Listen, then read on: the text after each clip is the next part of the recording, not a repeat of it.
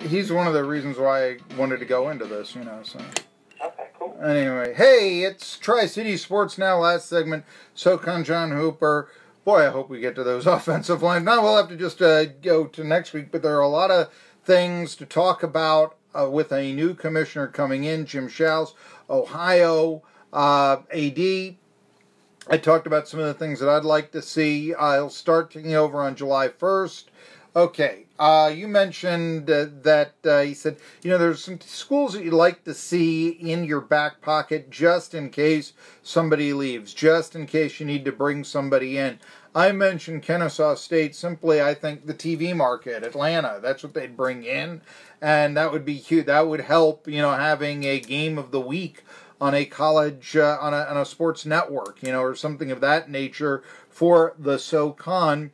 And would there be any other schools that you might consider being in the back pocket? Well, I mean, certainly I think, you know, a few years ago, there was a thought that, you know, maybe you could get some of the old SoCon teams back, like a Richmond or William & Mary from the CAA, but they seem pretty content in that conference. But, you know, who knows, a new leadership could change that. You never know what the mindset is now. And I always thought that, you know, the SoCon should look at, you know, a team in the OVC, like and I know travel has to be looked at too, but Eastern Kentucky would be an interesting addition, I think. A Murray State would obviously be good for basketball. Have even, you know, expanding into Kentucky would be, you know, I think a smart place to look. I think it would be an attractive venue for a lot of traveling fans, and I know those are a couple of long trips, but, you know, Sanford and VMI aren't exactly easy to get to as well, so. Well, VMI is at least off of 81 and Lexington and Roanoke, you know, I mean, so you get, and it brings in the 67th largest TV market, even if they are kind of ignored. I mean, you know, but there's that, what you just said, I don't know, do you know what TV market Williamsburg is in? Is that in what you call Tidewater?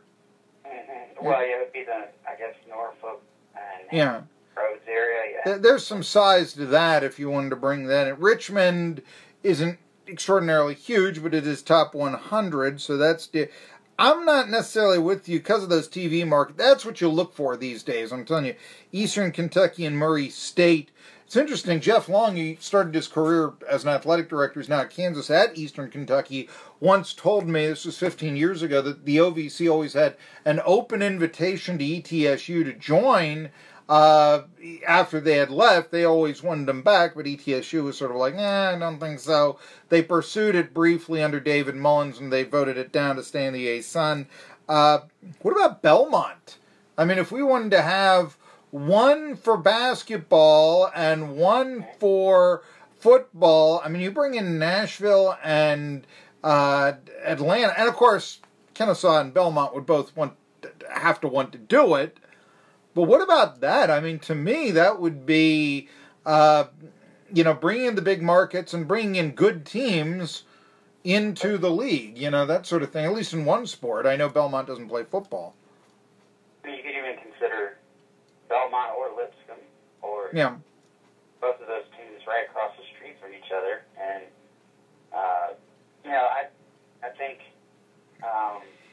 I think Belmont would be a great addition. The only thing about it is they've made they made a jump from the A-Sun, and that would be another jump, I guess, to the OVC and then back to the SoCon. So that would be quite a conference, I guess, carousel. But you know, I think that if the right, I think the SoCon has surpassed the OVC in a way in basketball right now. Oh, I agree, and I always thought the OVC was a very boring league. I didn't even want ETSU to leave the A-Sun, really, for it. I just thought the locations were boring. I didn't want to have 8 o'clock games or 8:30 games in Illinois for ETSU to play. I didn't think that was going to help at all. You know, I'd much rather have 7:30 games in Fort Myers, if you really want to know the deal right there. So, you know, and I mean, it's a cheap flight from Johnson City to Orlando for Samford. So if you were going to look, but that's in the past, and I don't want to return to a Sun for ETSU. I've only got 2 more minutes here. We're just not going to get to those lines and tight ends. We're going to have to wait until next week for that here, SoCon John Hooper. I do want to ask, what else was mentioned at the press conference with Jim Schaus? You know, in the time I had to talk to him, we talked about the importance of scheduling. And, sure. You know, Did that here. The point of, you know, for basketball, they did away with the bracket busters for ESPN, which I always thought was a cool idea. Yeah. ETSU at Fresno State. I can remember it. Go ahead. But, yeah, he said that, you know, there are things that you can look at. Like, if a bigger conference school, they're not going to come play ETSU, Wofford, Furman, you know. So, like, if you can't get games with those folks, he said look at the partnerships that you have with, you know, comparable to who you are as a mid-major. Say, let's take our top 4 teams and go play, say, the top 4 from the OVC. So he said there's things we can look at to where if that can't happen, we can go out and still get a big time or an important mid-major game with a league comparable to us that won't hurt us necessarily in the scheduling. And he said I can help with that. And he said there are other things that you can do as far as getting ESPN involved, so where you can look at exempt tournaments where you can go play somebody on a neutral floor. You might not, sort of like what Furman did last year with Villanova, except they played at Villanova, but you cannot actually be a part of the tournament but play like a bigger school on a neutral floor. So he said there's a bunch of different avenues to look at if you know. I got 10 seconds. Bunch of different avenues to look at. Okay. SoCon John Hooper, I hate to interrupt you, but we'll talk about the lines next week. Jim Schaus this week. Well, it's an exciting future on Tri-City Sports Now.